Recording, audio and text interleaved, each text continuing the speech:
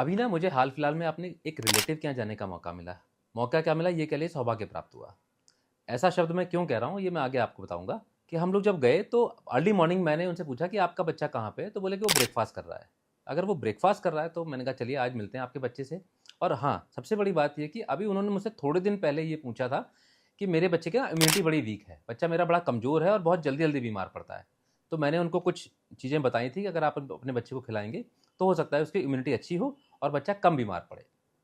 तो जब जाके हम बच्चे से मिले तो बच्चा जो है सुबह सुबह फ्रूटी पी रहा था और उसके हाथ में जो है एक प्लेट में कल का बचा हुआ पिज़्ज़ा था।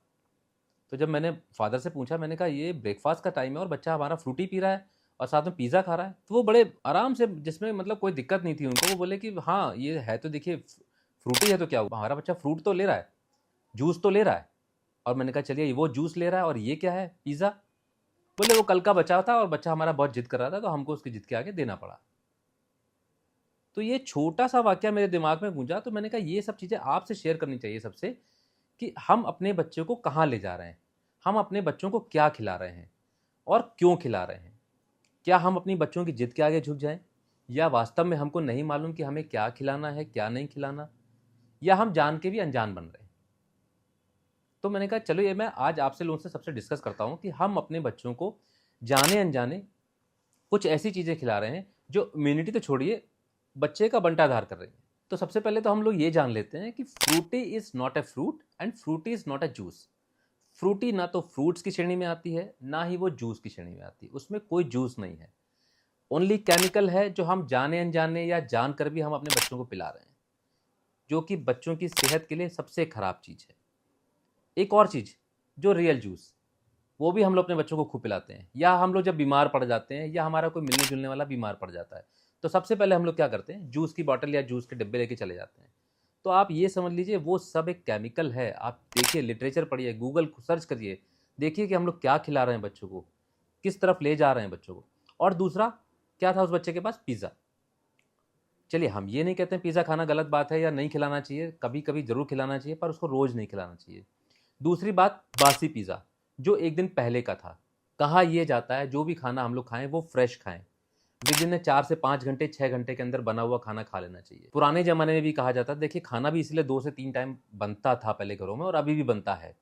उसमें यह कहा जाता था कि खाना जितना हम फ्रेश खाएंगे वो शरीर में ज़्यादा लगेगा। और पिज़्ज़ा, जिसमें मैदे के अलावा कुछ नहीं है, थोड़ी बहुत वेजिटेबल्स हैं, वो भी हो गई बासी। वो हम बच्चे को ब्रेकफास्ट में खिला रहे हैं। तो मेरे कहने का मतलब ये है कि देखिए अपने बच्चों को जो भी खिलाइए, अच्छा खिलाइए, फ्रेश खिलाइए। जानबूझ के बच्चों की तबीयत से जोखिम बिल्कुल न लें। वैसे भी इस समय हम लोग जो भी खाते हैं केमिकल वाली चीज़ें खाते हैं, बहुत ख़राब चीज़ें खाते हैं, बाज़ार की चीज़ें खाते हैं। बाज़ार का खाना इतना ज़्यादा बढ़ गया आज की डेट में हमारी डेली लाइफ में, कि जिससे हम लोग बच नहीं सकते।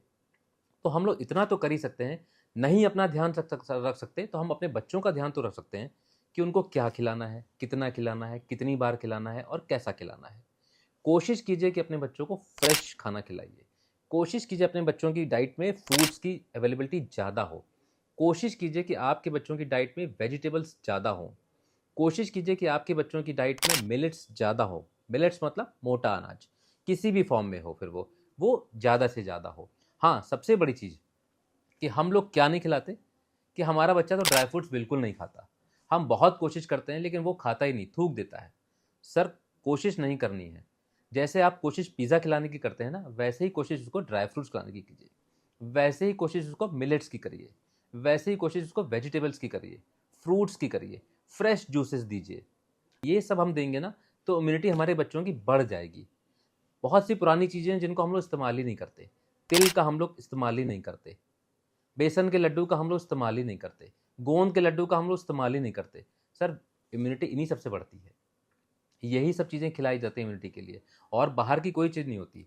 बाहर के हम लोग विटामिन्स लिख सकते हैं, मिनरल्स लिख सकते हैं, हम लोग बहुत सारे आयरन लिख सकते हैं, लेकिन वो भी तभी काम करती हैं जब खाना अच्छा होगा। कहते नहीं, जो खाया पिया शरीर में वही लगता है, तो वही शरीर में लगेगा। उसके साथ में ये विटामिन्स एंड आयरन्स एडिशनल हैं। वो एडिशनल हैं, वो तभी लगेंगे जब हम घर की ये बनी हुई चीज़ें, फ्रेश चीज़ें खिलाएंगे। बस इतनी सी बात मुझे आपसे कहनी। Thank you so much.